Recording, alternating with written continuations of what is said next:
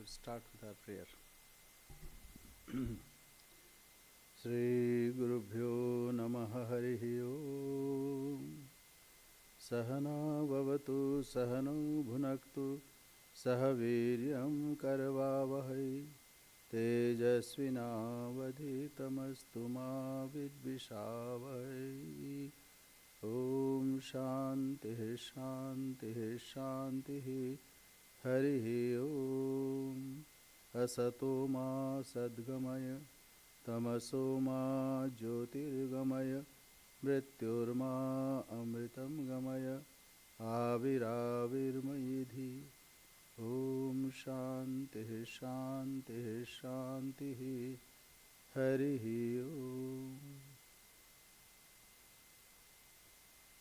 So welcome, and first good evening. Welcome to the 9th session, second day of the 9th session of our centenary functions. And we are very happy that Swami Tattwamayananda is here from San Francisco. And before we start, I'll request Toby to read from the Gospel of Sri Ramakrishna.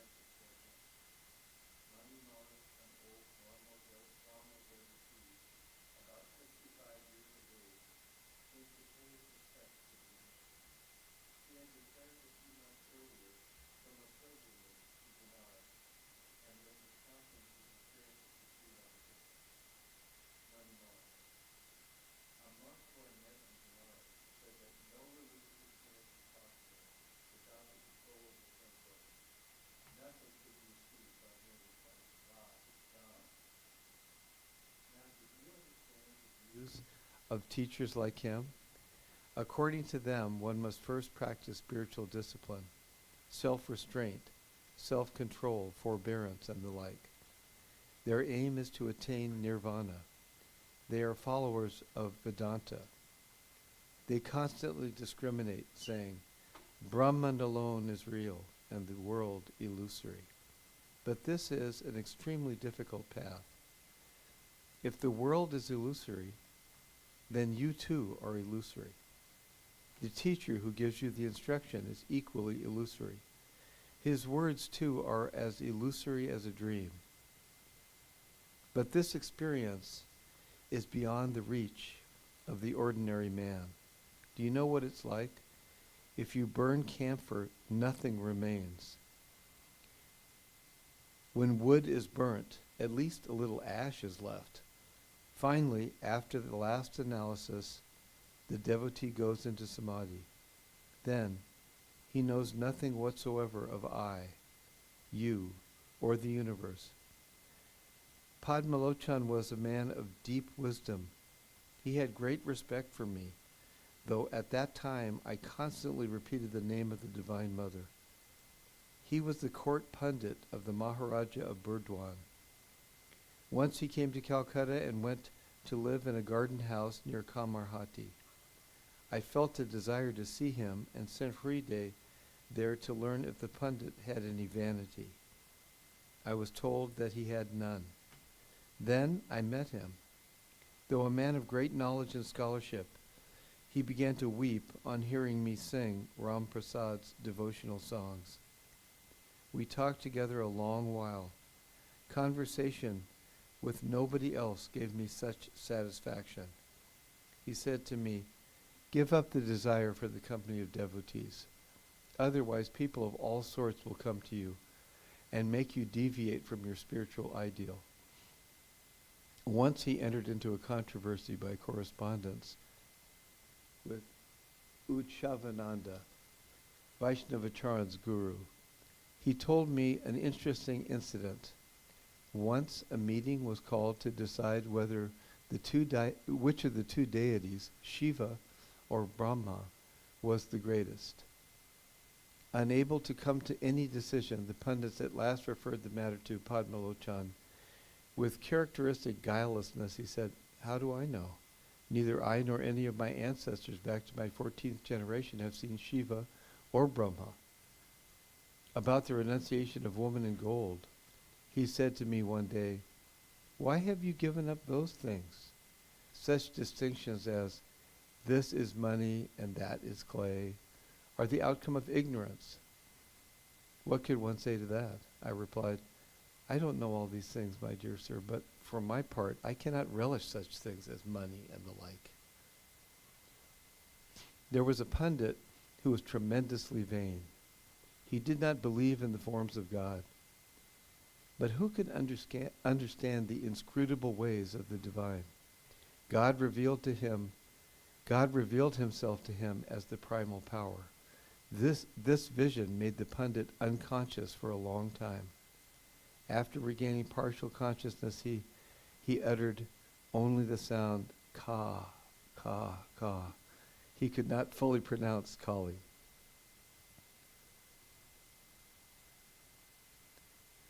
A devotee: "Sir, have you met Pandit Vidyasagar? What did you think of him?" Master: "Vidyasagar has both scholarship and charity, but he lacks inner vision. Gold lies hidden within him. Had he found it out, his activities would have been reduced. Finally, they would have stopped altogether. Had he but known that God resides in his heart, his mind would have been directed to God in thought and meditation. Some persons perform selfless work a long time before they can practice dispassion and direct their minds to the spiritual ideal, and at last be absorbed in God. The activities that Vidyasagar are engaged in are good. Charity is very noble. There is a great deal of difference between daya, compassion, and maya, attachment. Daya is good, but not maya. Maya is love for one's relatives, one's wife, children, brother, sister, nephew, father and mother. But daya is the same love for all created beings without any distinction. M. Is daya also a bondage? Master: yes, it is. But that concept is something far beyond the ordinary man. Daya springs from sattva. Sattva preserves. Rajas creates. And tamas destroys. But Brahman is beyond the three gunas. It is beyond prakriti. None of the three gunas can reach truth. They're like robbers who cannot come to a public place for fear of being arrested. Sattva, Rajas, and Tamas are like so many robbers. Listen to a story. Once a man was going through a forest when 3 robbers fell upon him and robbed him of all his possessions. One of the robbers said, "What's the use of keeping this man alive?" So saying, he was about to kill him with his sword when the second robber interrupted him, saying, "Oh no, what's the use of killing him? Tie his hands and feet and leave him here." The robbers bound his hands and feet and went away. After a while, the third robber returned and said to the man, "I'm sorry. Are you hurt? I will release you from your bonds." After setting the man free, the thief said, "Come with me, I'll take you to the public highway." After a long time, they reached the road, and the robber said, "Follow this road. Over there is your house." At this, the man said, "Sir, you've been very good to me. Please come to my house." "Oh no," the robber replied, "I can't go there. The police will know it." The world itself is the forest. The three robbers prowling here are Sattva, Rajas, and Tamas. It is they that rob a man of the knowledge of truth. Tamas wants to destroy him. Rajas binds him to the world. But Sattva rescues him from the clutches of Rajas and Tamas. Under the protection of Sattva, man is rescued from anger, passion, and the other evil effects of Tamas. Further, Sattva loosens the bonds of the world, but Sattva also is a robber. It cannot give him the ultimate knowledge of truth, though it shows him the road leading to the supreme abode of God. Setting him on the path, Sattva tells him, "Look yonder, there is your home." Even Sattva is far away from the knowledge of Brahman.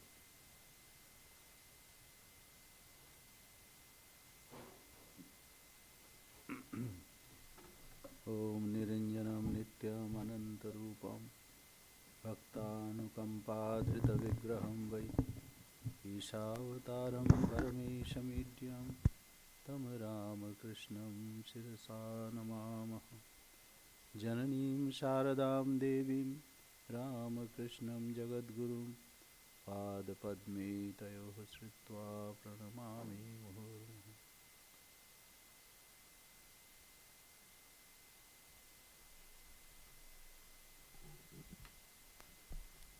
So today we heard from Sri Ramakrishna in the beginning that the path of knowledge is difficult, and he always, or most of the time, he referred path of bhakti. In Bhagavad Gita also we find Bhagavan says, "Klesho adhikataras tesham abhyakta sakta chetasam avyakta hi gatir dukkham dehavadbhir avapyate." So, because we are embodied being, knowledge means abhyakta, meditating on which is not manifested. It's difficult. Therefore, we have to go slowly. But ultimately, he also said that Brahman is beyond three gunas. So, we find a balance of teaching there. In the beginning, he says, disciplines, very many disciplines. Jnanis, they always discriminating. Brahman is beyond everything. But ultimately, he concludes that also, that he is beyond three gunas. One cannot achieve when one is under the influence of three gunas, sattva, rajas and tamas. So devotion. So Swami Tattwamayananda is here, so I'll request to speak to you. As you know, he is from San Francisco, and he is scholar. From home tradition, he got some traditional knowledge, and in his studies, he studied English literature, philosophy, no? What? Okay. So anyway, so his disciple of Swami Kailashananji Maharaj. So great Swami. I saw him. He was always merged, meditating, and used to do lots of japam. Once he came to Lucknow, so all the time he was doing japam. And eyes are like swollen all the time, yes. So I was wondering. And so a realized soul. So I'll request Swami Tattwamayananda to speak to you. Thank you. Any, whatever comes. I would Bhakti, speak just a few words. Bhakti, knowledge or I whatever. would speak just for a few words, and then I think in an audience of this size, maybe some interaction would be a more suitable form of Okay. communication. You can ask So- questions. Yeah, just a few Yeah. minutes I speak. So thank you for inviting me here. I've been here many times, many of you may remember.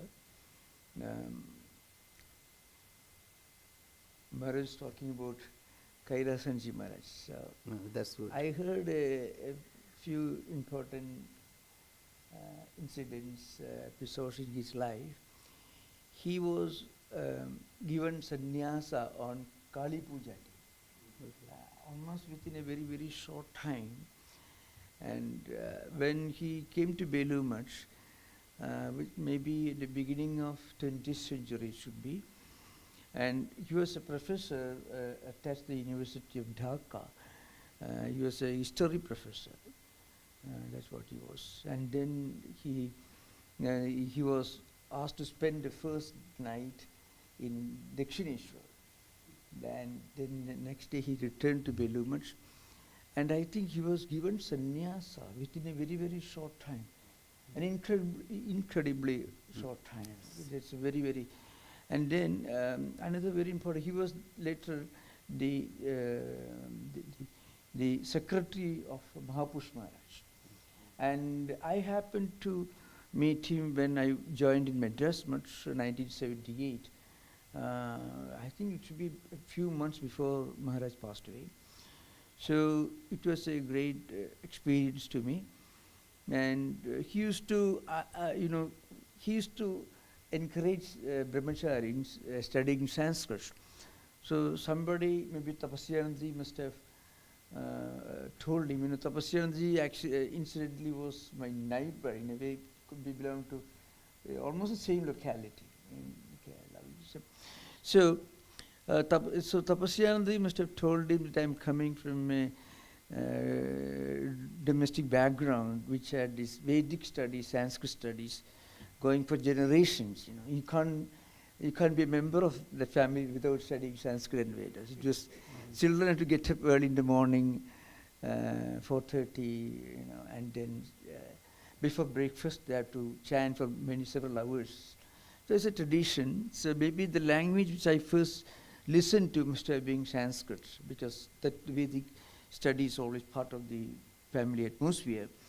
So Maharaj, and then I had a little bit of, I was an Anglophile along with that, because I was into, in the place where we are coming from, especially for those who were preparing for civil services, administrative services, they tend to become Anglophiles. They are talking about, even during my time, not anymore at that time. So Maharaj must have heard of my fascination for European history. In fact, mostly English literature, very little of American literature, which I later studied. Emerson, Thoreau, Whitman, and Arthur Miller, just a few, but mostly continental English literature. So Maharaj used to insist, you should study, you should continue your Sanskrit studies. Of course, then Maharaj's blessings took a different form. Later, the ashrama where I later went to, Tichu, he needed a pujari, somebody to do puja in the shrine. So I was sent to Tichu, and there I had an opportunity to study, continue my studies, where I have left my home, under some very, very outstanding pandits who continue the same medieval tradition of learning Sanskrit. You have to memorize every word you're studying, and you should be able to reproduce, and especially what you call these dialectical works in Vedanta, you should study the Purva Paksha, the objection, response, all that you should do. So I had this incredible fortune of getting back to my own spiritual, intellectual home ground. That is Vedic studies. So that's all because I think blessings of Guru Maharaj coming through Swami Kailasanji Maharaj. That's all, nothing more. I think now we'll rather have an interaction of some. No, tell more about it. No, then of course that Pandit was there. the Pandit was Swami Neelakantanji Maharaj, who was perhaps the only Mahamahapodhyaya who joined the order. He was a disciple of Tulasi Maharaj. No, another brahmachari was there, that Medhananda. You remember Medhananda? Then he left. No, Medha Chaitanya. Medha Chaitanyaji was in Belur Belur Math. Medha Chaitanyaji was, he was very old, you know. I met Medha Chaitanyaji only in Belur Math. And he was the one who was teaching Naresh Maharaj. Later he used to come to Shardapit. He used to stay in And Shardapit. I joined few classes. Oh yeah, Some classes. but I couldn't attend these classes. I was teaching in training center, so I could not. No, before you. Before me, yeah, he was that time. Yeah, Maharaj was studying. Yeah, Medha Chaitanyaji. He passed away. Yeah. He, in fact, Medha Chaitanyaji made a great contribution to America. I heard that he was the main spiritual inspiration behind the building of the Kali temple, Laguna Beach. It's a wonderful Kali temple. And now there you find some American monks. They look some in reincarnations were mentioned Vedic times. American with big beard, vibhuti, rudraksha. You know Rudraksha beards? The jada, they look all Shiva. With vibhuti sitting there like that, Padmasana you can find. So, some very wonderful. But once we Swami Bhajanananda. Bhajanananda, yes. Yeah. Our Chetananji knows them. Yeah. He goes there. Eh? You saw Chetan, this Swami? No, that Bhajanananda. You met him? I met him. When I visited the Kali temple, we were taken to those small tiny huts where they were doing the meditation. And so they are very organized. they were sitting like this, they were sitting. So maybe these people must have been living in some Indian forest hermitages, maybe 3,000 years ago, 4,000 years ago. And then by a twist of destiny, they traveled 8,000, 9,000 miles across the Atlantic and beyond, came and born in America to introduce that tantric, they were tantric sadhanas. No, I think Usha was, Hardik. Her guru was Swami Gambhiranand. Gambhiranand. And she thought, she considered as father, Gambhiranand. So she got lots of inspiration from him. She was also a nun? He became a nun? So this Swami Bhajanananda, Bhajanananda, whose disciple I don't know. Yeah. Anyway, they are very, so sometimes I feel when I see some wonderful American devotees, and even monks, mostly devotees, I feel, see, they were living somewhere in ancient Indian forest hermitages, and frequently when you travel across different life cycles, you go across continents and cultures and traditions. You see, from one to another, you migrate from one continent, one culture to another culture. No, it's a Nivedita told mother, Nivedita Olibul, that mother, we are Indians born in America and England. But of course, there's a clear evidence coming from Holy Mother's own records. You find in Holy Mother's life, she was visiting Benares, that the place which is an important place, Buddhist tradition. Yeah. So mother saw some foreigners visiting, eagerly looking at the relics of ancient Buddhist monasteries which are destroyed by Muslim invaders. Stupa. So there, then some disciples asked mother, Mother, why are they staring at these ancient relics of Buddhist temples? So they were the ones who built in their previous lives. Now they're coming back again without being aware of that, looking at their own creation. They are wondering their own creation, what they built in their early incarnations. Yeah. So, in fact, if anyone has any doubt as to the reality of reincarnation or rebirth, we have this testimony of Holy Mother, who says that. See, that's why when you visit a place for the first time in your life, and you suddenly feel a great fascination, which you can't help. You can't help going back again, reconnecting with the place, and you feel at home. The only logical reason is you are being there sometime in the past. See, I'll give you an example. Not physically, culturally, spiritually. In fact, even in the life of Yam left his home accompanied by his wife. He was planning to commit suicide. He wanted to put an end to his life because of domestic crisis. And then he went to his friend's place, who gave a very cold reception. Then he left, took another hackney carriage, went to a place near Dakshineshwar, not far, Siddheswara Majunda, his nephew. And he stayed there for peace of mind. After 2-3 days, his nephew asked him, there is a holy man living on the banks of river Ganga in a temple. Would you like to visit him? So both went.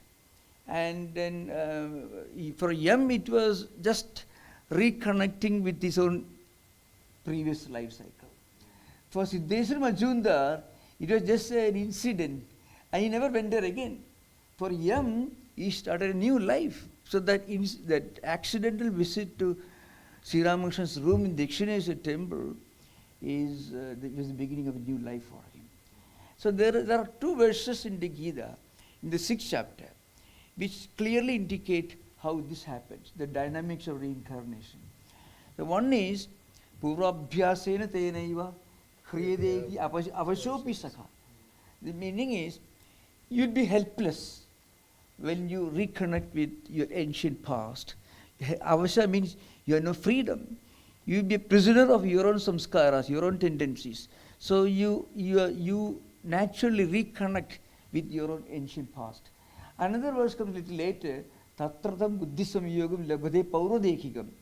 Yatadecha tato bhuya samsiddho kurunandina. In modern language, would say, suppose you are going in front of a temple, let's say, and you enter the temple, a prayer is going on, a meditation session is going on, a lecture is going on. You go and sit there, and you feel something has clicked. So what happens, your old Buddhi Samyoga means old samskaras reconnect, and it is just a replay of the same life that you have lived in the past.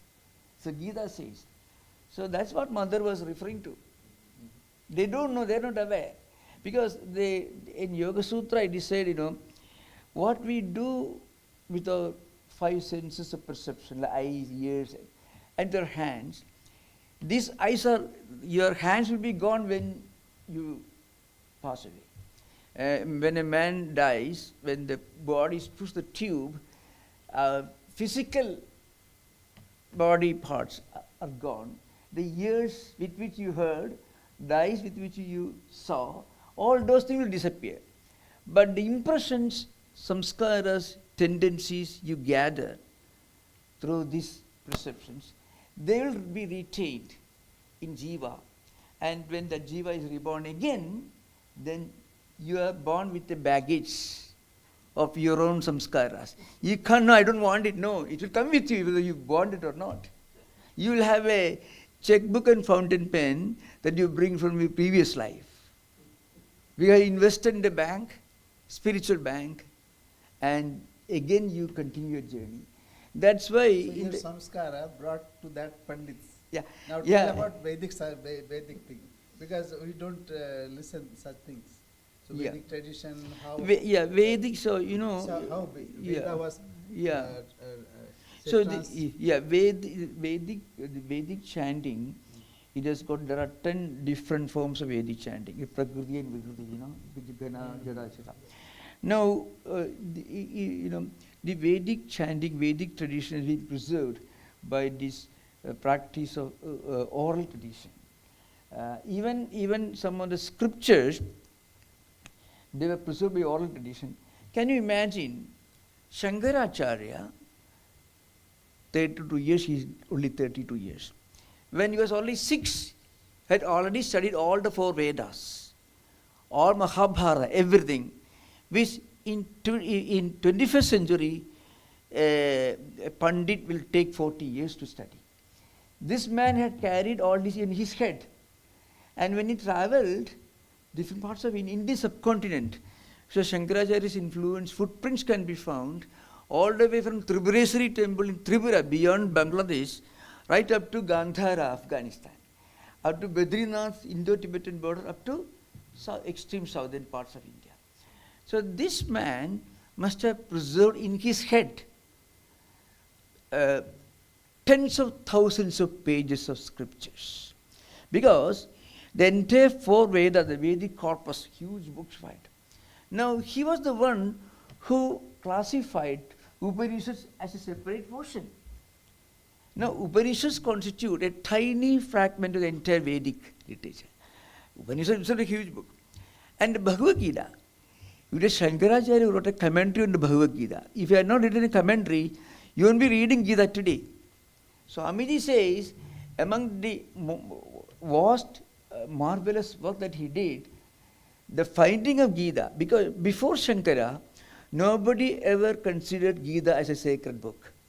It was a small, tiny fragment in a huge classic, more than 100,000 verses. And again, we have altogether 18 Gitas, more than, but most Bhagavata Purana and Mahabharata together, 18 Gitas. And some of the Gitas are very, very as good as Bhagavad Gita. But Shankara wrote a commentary, it became a world classic. Upanishads, entire Vedas did not have a well systematized, compact philosophical structure. Shankara did that. And Brahma Sutra. And then, I don't know how many of you have noticed, according to many critics, the greatest Sanskrit poet would have been Shankaracharya if he had not written philosophical classics.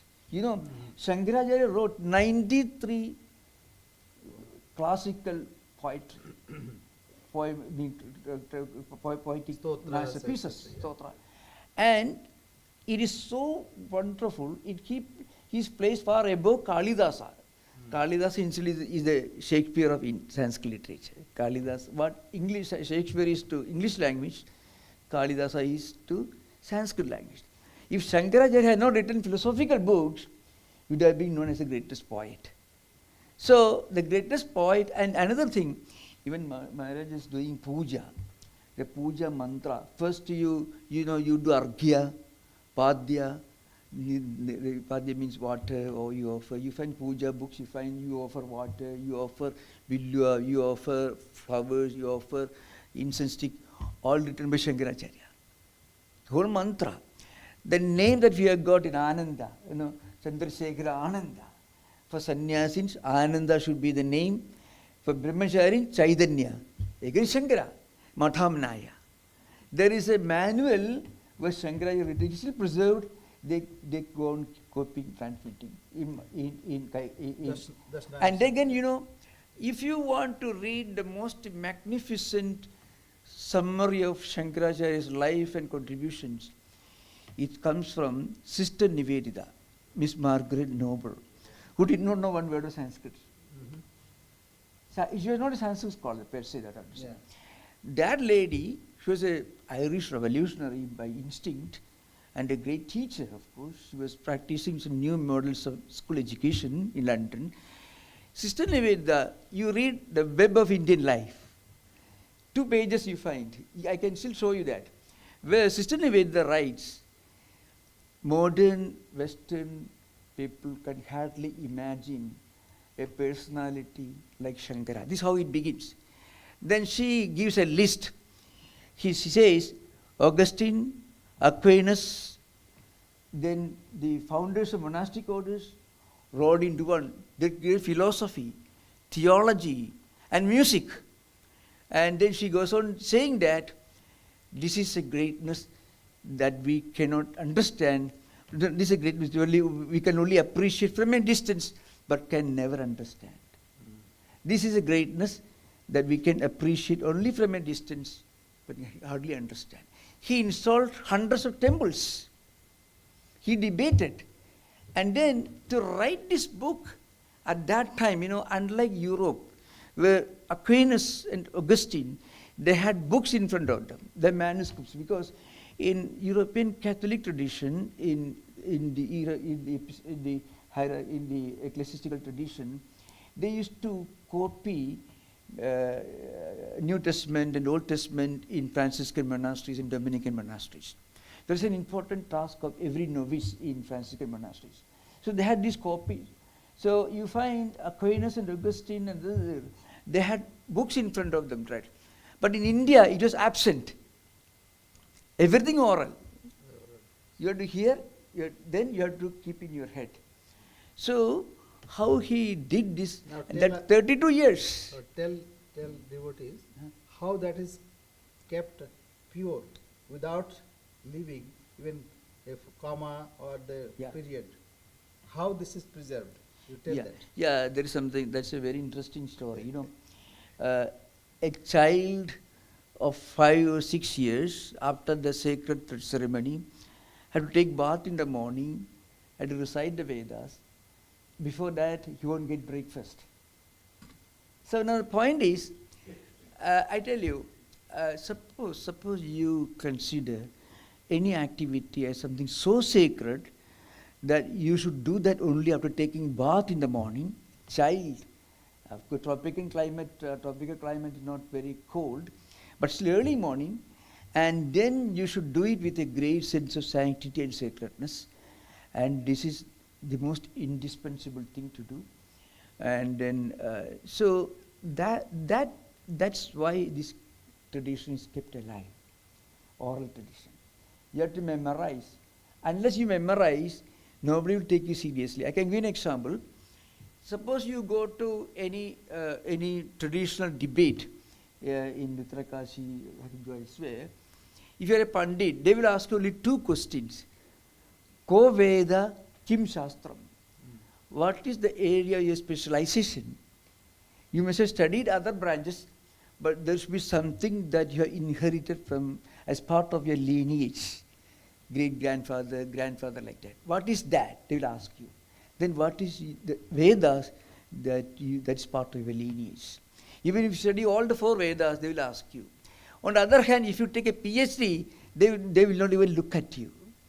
If you suppose you are a great Pandit, you say, I have a PhD, you will be degraded. It's almost like ignoramus, because a PhD degree from a university will be an indication of superficiality of knowledge. Because Quoting from here and there. It may be quite a paradox. There is a reason for it.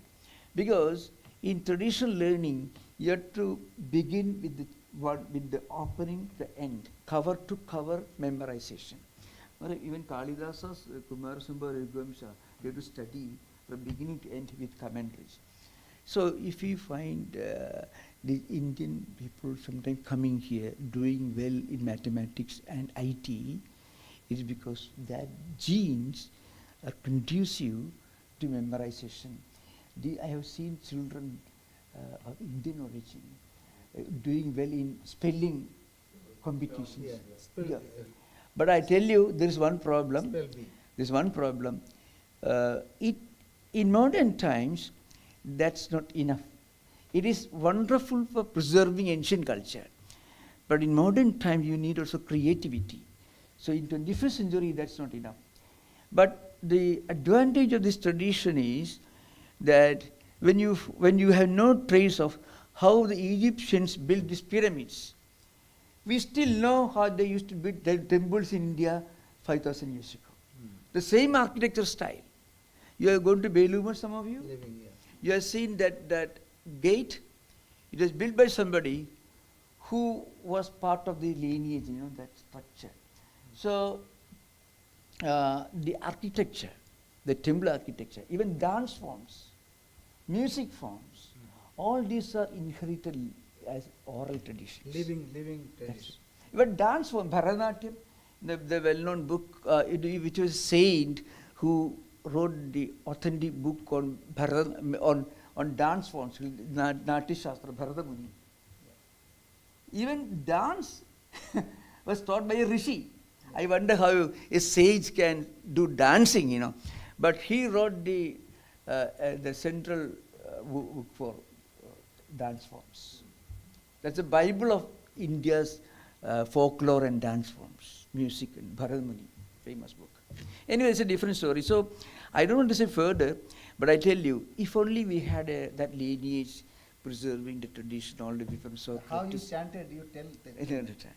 See, but what I mean to say, if only Western civilization, which is Greek continuation of Greco-Roman heritage, if we had people who have memorized the teachings of Socrates, Aristotle, Plato, or later Neoplatonists, because if you look at the grandeur of Greek thought, which practically disappeared after Augustine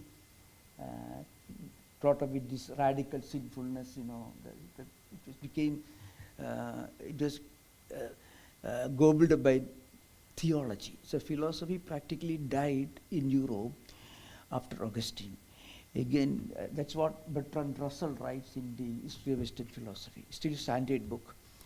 So you can imagine if we had that kind of lineage of preserving the philosophy of Socrates, who was just like any of our ancient sages, he was such a great mystic. Man, the previous day, Xenophon, one of his disciples, went to him. He was condemned to take hemlock to poison it, because he was only guiding people, but not misguiding. So he was sentenced to death by drinking poison. So the previous night, one of his disciples went to meet him and tried to save him. He didn't want to. But there is nothing to be lost, because he thought of something beyond the physical body. That is the grandeur of the ancient Greek thoughts. It's very interesting. I was deeply fascinated by the pre-Augustinian Greek philosophical tradition, all the way from Philo and Porphyry, especially Neoplatonists. Because they had this. Your tradition. They had some of the ancient. So Socrates could identify himself with something other than the physical body. He thought when the body is gone, nothing is going to be lost. That's what he said, Xenophon, one of his disciples. He didn't make an attempt to escape. He didn't want. There's nothing to be lost. So that kind of transcendental vision of life was the glory of the ancient Greek. I want to know your opinion. What do you say? Do you agree with me? No. Prakriti part, Vikriti part, you tell that. No, that's Vedic. I want to know, do you agree with me this way? The heritage of the Greek thought? Do you think if you had a lineage that preserved this? It would be amazing if we had something like India has, but we don't.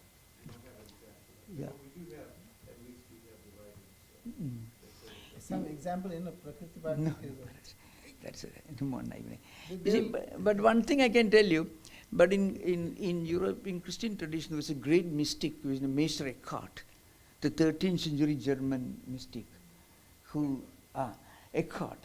Meister Eckhart. So he conceived, he said that to define God is a blasphemy, because God is beyond definition, the great being, the Godhead being.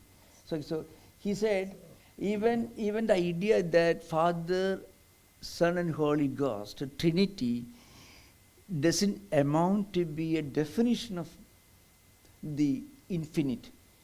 The infinite cannot be defined. When you define the infinite, it becomes finite, limited. So you find there is surprising similarity between Eckhart, 13th century Germany, and Shankara of 8th century India. Eckhart, and he was a Dominican priest, and then of course he was asked to come to Rome. On the way he disappeared. We don't know what happened to him. They wanted to excommunicate. Mostly he may have physically liquidated. Those days it happened. Yeah, that time, because post-Augustinian era was like that. After he died, Yeah. then they excommunicated him, because Yeah, so popular. His idea, you see, in Sanskrit we have got Pancha Shabda Pravritti Nishedha, means we cannot verbalize the ultimate reality. The absolute reality cannot be verbalized, cannot be described or defined or explained or written about. So the same idea you find in Eckhart. You know how we learned about Eckhart? We had a Christian priest, a Jesuit priest, very wonderful man. He reached the Bhagavad Gita, he reached Vivekananda, he reached Gospel of Sri Krishna, Sri Ramakrishna every day. At the same time, he is so pious, a wonderful, pious Christian, like a saint. He looks like a saint, much older than me. So I was the editor of the journal. So he had written his thesis in German. He spent 17 years in Germany to study the Old German, in which Eckhart wrote his works. Rudolf Otto later, he revealed this great teaching. Rudolf Otto, you ever heard of Otto? Rudolf Otto. He was the one who later gave a new life to Eckhart. Yeah, translated into English language. So, but this priest, this Jesuit priest, he went to Germany, studied, spent years there. Even now he goes there, teaching Gita, teaching Eckhart in philosophy and so on. So he used to send this thesis translated into regional language, vernacular, Malayalam, the language in Kerala. We are Christian churches going back to 2nd century AD. I don't know whether you are aware of this or not. Christianity reached Kerala long before it reached Rome. And Hindu kings were handing over villages and properties to the missionaries who came to Kerala in 51-52 AD. The St. Thomas, you heard of St. Thomas? He came to Kerala. So there are churches that are going back to late 1st century and early 2nd century. So this Christian priest used to go to Germany and teach the teachings of the, Zero Malabar Church, it is called. So he's still there. They were honored and respected and highly appreciated by the local Hindu Rajas, who gave them all honor, gave wealth, everything. The only people who persecuted were the Portuguese, who came later in 16th century.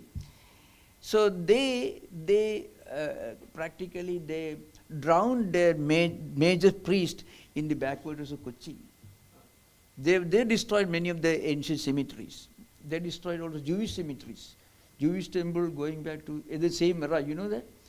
The Jewish migration to Kerala, not only the last was in 71 AD after the Masada's collapse, after Masada. But you don't know, the second oldest synagogue in the world is in Cochin. The first is Jerusalem, but Jerusalem, the old synagogue doesn't survive even today. Rebuilt. But the old Jewish synagogue survives. And coming back to Christianity, so this father used to send me his thesis. I requested him. So I published in the journal, Ramakrishna Mission Journal, which I was the editor. I published every month, so I had to do proofreading, physical proofreading, not computer at that time. So that's why I was fascinated by the teachings of Eckhart. I knew Vedanta and Sanskrit. Then you read Eckhart, you'll be surprised. So pure Advaita, 100% Advaita. He says the ultimate reality cannot be defined. If you try to define and describe God, it is a blasphemy, because what is described becomes finite, limited. You're limiting the infinite within a structure, which is a definition. It is one of the important teachings of Shankaracharya. You find Eckhart repeating again. Great minds in two different places, thinking alike. But anyway, Eckhart practically didn't survive.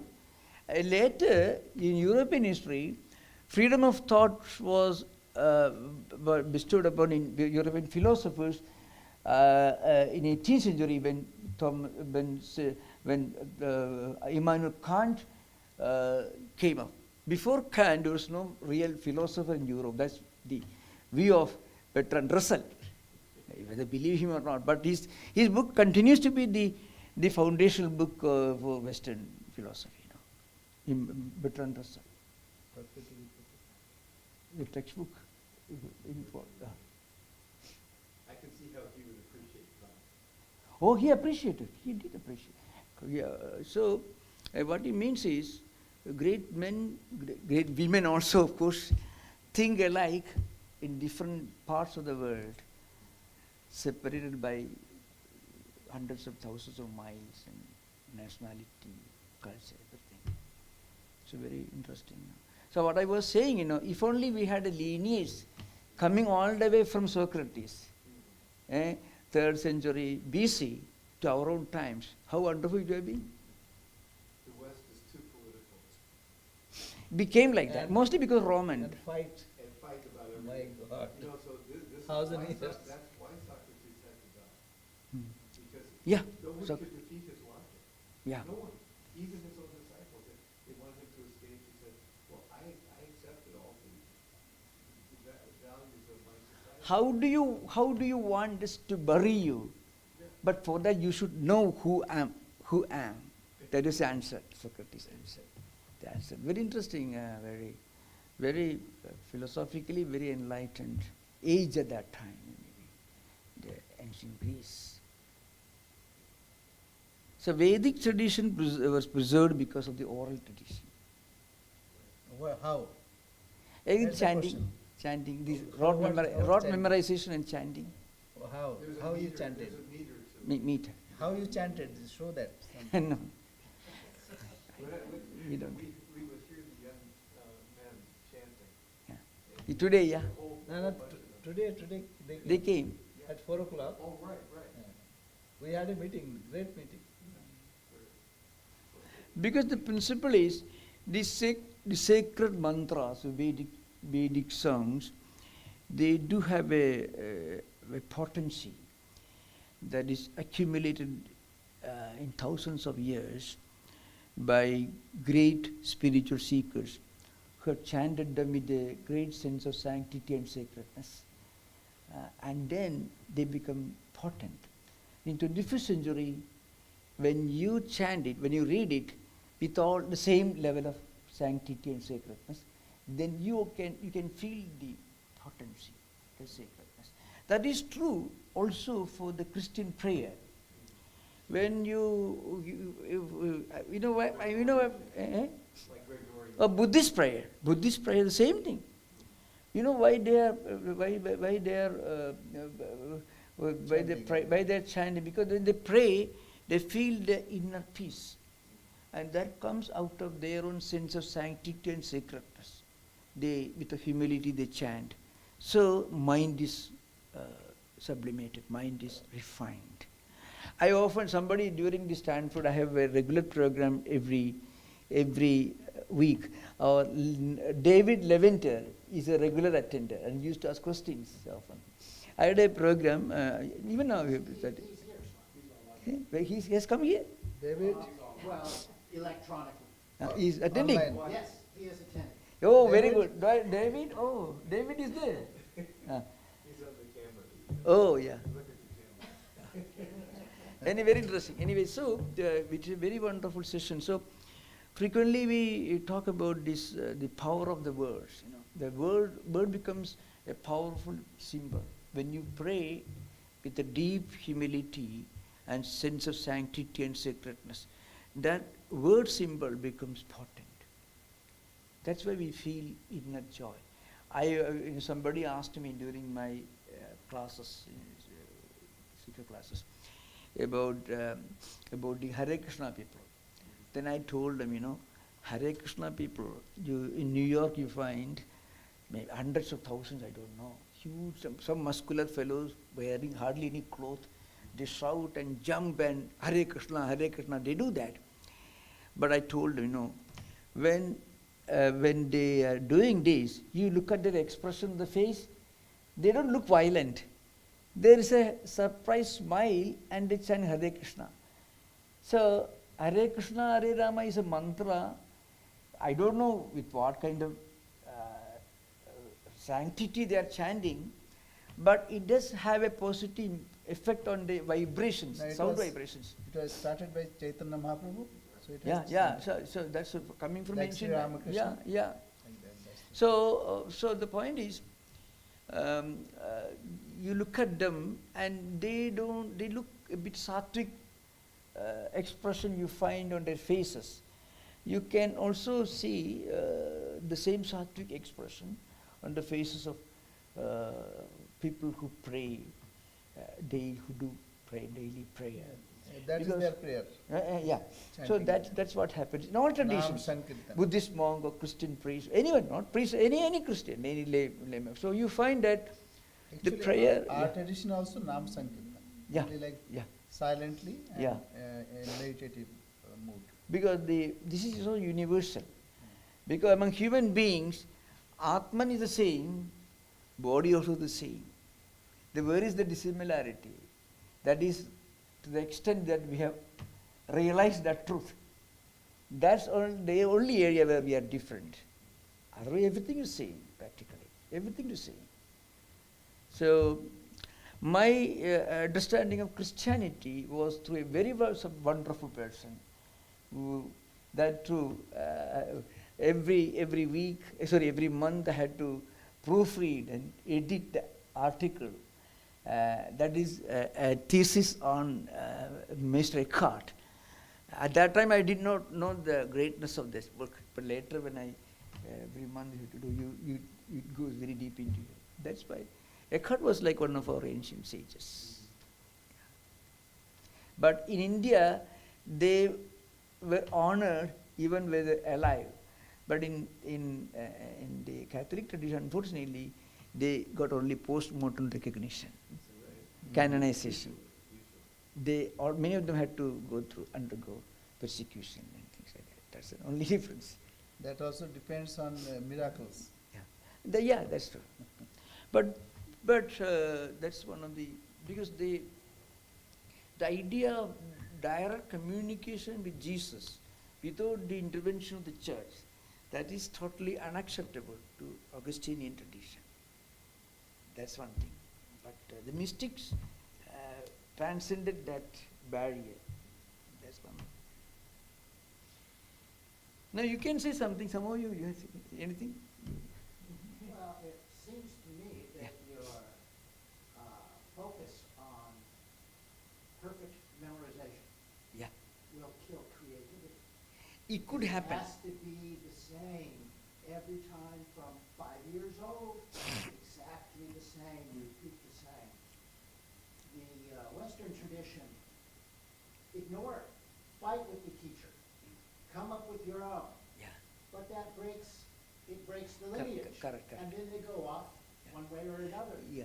So there's advantages and disadvantages. You know, frequently I address Indian diaspora through Indian entrepreneurs in Silicon Valley. But often I raise this question. They used to ask me, see, there are many Indian IT professionals, but not many who have made original contributions. Because original contribution can happen only if there is innovation. Innovation is actually, it goes against the spirit of rote memorization and the continuation of a lineage. So there should be a combination of both, Yes. lineage and creativity. So you find I'm giving just one example, that is true also for other Asiatic cultures, more or less, because in Buddhism also they had the memorization of prayer. You know, Vijñapti Matrada Siddhi, that is one of the Vasubandhu's classic on Vijñanavada, Buddhist subjective idealism, you know. They memorize all this. Also with these Tripitakas, some of the portions of Sutta Pitaka and Abhidhamma Pitaka, they have to memorize. So for Theravada Buddhists, that's why they do the prayer. You know, you have seen them loudly chanting these prayers because they memorize. That's wonderful. So when you overemphasize this memorization, it can perhaps affect creativity and innovative spirit. So I would rather say both should combined Yeah, that should in be modern there. times. So like it's like a root. It should be rooted well, Yeah. but it should spread all over. So this way you can see. First, memorizing the krusk Mm. and to reach the origin, Yeah. the source. As you reach the source, the origin, then comes creativity. So memorization is very important to reach the source. When you reach the source, then you have more creativity than anything else. Yeah. Yeah. See, otherwise that only creativity, that means it has no roots. It will float. But here the creativity will be based on that reality, Yeah. on truth. So that's why But we are not to cut our roots. Mm. But as what you mentioned, there is something which I want to add. I might have forgotten. See, in Indian Vedic with philosophical tradition, every era produced original writers, interpreters. So, if you look at the vast unpublished manuscripts preserved in Harvard manuscripts, British Museum Library. Not only that, nowadays they have found about 42 million manuscripts. Sanskrit. So, yeah. So the point is, many of these manuscripts are original writings and interpretations, commentaries, which are yet to be published. So, from our own ancient homes, they took away a lot of manuscripts for preservation. So, the point is, what I want to mention to you is, there was creativity, original interpretation of ancient philosophical systems. But I think that did not extend to modern science and technology in modern India. No, one thing, That's what I'm trying to say. like Advaitavad Yeah. got severe challenges from various scholars in spreading all over that whole era. And every time any challenge came, a teacher came and answered. So creativity is there. The creativity. Even see, I have one manuscript that's like unique in the whole world. That's a Vedanta Paribhasha. So this has particular aspect which is very original. So from Vedantic point of view, what is that Vedanta Paribhasha? That means that's a treatise. So it's a Nyaya Paribhasha like the Vedanta Paribhasha. Anyway, so what I'm saying, until or unless we are based on something, it is difficult to even have the right creativity. See, for example, say atomic theory now. So one has to go through this atomic theory and even the say quantum theory, etc., etc., etc. Then only one can go forward. That's it. Let us say you listen to Feynman's lectures. 5? Feynman. You like Feynman, to yes, listen to Feynman. Feynman's lectures. Okay. That- So you listen to Feynman's lectures. You try to understand Feynman's lectures. You don't try to memorize every word that Feynman said, to repeat it with the right intonation so that you sound like Feynman. You try to understand what is behind the words, what comes before the words. So the memorization is irrelevant. Just no. Feynman is not seer. Feynman is not seer because The seer's words are no more perfect. No. Words are words. Seer is the realized person. Say Sri Ramakrishna, realized person. Whatever he utters, it has deep meaning. So even Feynman, Understand the meaning, yeah, not the just words. No, that's true. So, see, meaning comes with words. No, meaning comes before the words. See, many things I can say when I quote Sanskrit, I can say in a better way. See, like this. Ascharyavat pashyati kashchidenam, ascharyavat badati tathaiva chanyah, ascharyavat chaina manyas srinoti, shrutva pena vedana chaiva kashchid. So this cannot be expressed. But those who express, they are very wonderful. They are wonder. So here what I'm saying, I can explain more. Something cannot be expressed, But people say that. See, like you have eaten something. You say, oh, it was so sweet, so nice, so nice. That you express. So what I'm saying, memorization, we are not saying that one should stuck there. Not that. One should build on that like a hilly a stone, a stone that then you build your edifice. But if it is moving, then you cannot build. So, say Richard Feynman, I heard some of his lectures. I can find him fallacies because I stand, though I am not scholar, but I stand on teachings of Sri Ramakrishna, the reality. Brahman comes first. Yeah. Not the potato. Yeah, that's it. So, we have to stand on something which is concrete. Then only we can build our own edifice. Is Vivekananda saw the blending of the spirituality of the Yeah. in the science and technology again. That's what, that was his. And you see it happen. The exact sentence is what we need today. What we need today is a harmonious blending of the best of the Occidental with the best of the Oriental. In the That's next what Swami sentence, does. the next sentence, Swamiji was addressing the problems of those times.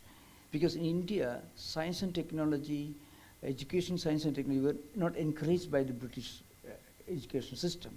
It was absolutely meant for preparing clerks for British administration. Swamiji came heavily on that narrow-minded outlook. Today is different.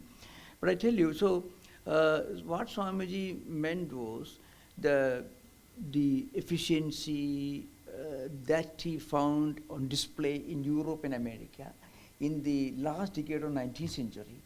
That's something we have to learn. We did have. You look at India's ancient structures. Do you think that those huge temples could have been built without efficiency, without perfectionism? There are temples and structures which defy modern physics, modern architecture challenges. So, and again, when I was talking about the problems of memorization, I was addressing only one problem. If people adhere to conventions blindly, then it will not promote innovative spirit. But at the same time, this rote memorization, the adherence to conventions and hierarchical lineage, it preserved many aspects of ancient India's culture. I give the example of music, for example. Bharata Muni's Natya Shastra, ancient book, going 9th century BC, Bharata Muni, Natya Shastra. All the dance forms that you find in India, Bharatanatyam, all these are based on his rules and regulations. Again, the huge temple that they built recently in New Jersey, that Swaminarayan Mandir, huge temple. That temple was built using the same technology, the same architecture style that Indians practiced maybe in the 2nd millennium BC. So, the Sanskrit language and grammar that we still teach in universities still continue the ancient tradition. That's because of this adherence to conventions and hierarchy. Now, see one thing. And that is preserved through rote memorization. That's what I'm talking Say like this. Say Panini grammar. about. It's a wonderful grammar. 6,000 aphorisms. And it is made in such a way. When you read this, you feel like you have taken a fresh bath. It's amazing. So, even say like after that also another 2 grammarians came to explain what it is said in there. One is Bararuchi, because something is not lighted, say like corners. So he put some light there. So, and another came Mahabhashyam. So that explained. Now here comes a blazing sun. In its light, that's why even say 2000 years old shloka and written yesterday, it looks similar. So what my point is that we should not discard our our past. Rather, we should build our edifice on that, uh, that the base, so which is concrete. That is the point. Say Sri Ramakrishna and say Swamiji. Swamiji has lots of creativity. But on the serve God and as man, on that was all his Ramakrishna mission. This on that basis it was built. So creativity we don't deny, and we see that building. He said, what is that? Setu Bandha. So what is that? Rama temple there, not Rameshwaram temple. Precise from any angle you see. Yeah, it's wonderful. So, and it's a living tradition. See here now, Indians are building not only in India, but in London. Then now even in Muslim country, you know. So they have built. So the thing is, first you have to come there, cultivate knowledge, then creativity. It comes. It's not. It should not be enshackled there. Say, latest is Rama temple in Ayodhya. Now, millions are people thronging there. Millions. Dubai, I said that. Now, even the Muslim country, they hate Bhut Parasti. Bhut Parasti means like image worship. But they also give the plot, and now people are thronging there. So it's amazing things. Now next is Paris. Paris, there's a big temple coming. So we are, yeah, it's the best of them. And we are speak English. We are not confined there in Sanskrit. I will be waiting for the machines Machine. to build it. Okay. AI. The American way, half the money, and we'll be able to get the temple. Yeah. AI. So as what you said, the American innovation Mhm. and India's lineage that Swamiji had in mind. But Swamiji was mostly referring to the kind of education system that India needed in the last decade of 19th century. In a way, it is happening right now. Yes. Yes. And you know, like here Genji, they are busy with this. They are busy with reels. But at the same time, they go to bhajan. Lots of now, the young people, they are going to bhajan party.